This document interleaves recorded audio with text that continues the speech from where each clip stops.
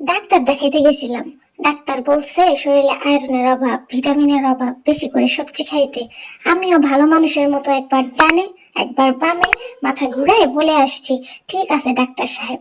তারপর বাড়িতে আসার পর যখন সবাইকে জানাইলাম, আমার জীবনটা পুরো সবজিময় হয়ে গেছে। বন্ধুরা ফোন দিয়ে জিগাইলো, কি রে আজকে কি খাস?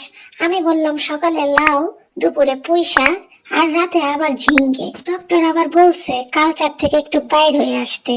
যেমন আমরা অনেক মশলা দিয়ে খাই, এখন একটু সটেড ভেজিটেবলস খাইতে। এখন সটেড ভেজিটেবলস খাইতে যায় নিজেরা মাঝে মাঝে মনে হয় ছাগল হয়ে গেছে। আগে জীবনে ছিল বিরিয়ানি, কাবাব, ফাস্ট ফুড, আর এখন ফ্রিজ খুলে দাঁড়ায় থাকি যদি কোথাও একটা মুরগি লুকানো থাকে। ডাক্তার আমারে কইছে সবজি খেলে শরীর ভালো থাকে, কিন্তু ডাক্তাররা কেউ একটু বোঝাও, মাঝে মধ্যে মন ভালো রাখার জন্য কি একটু বিরিয়ানির প্রয়োজন আছে না?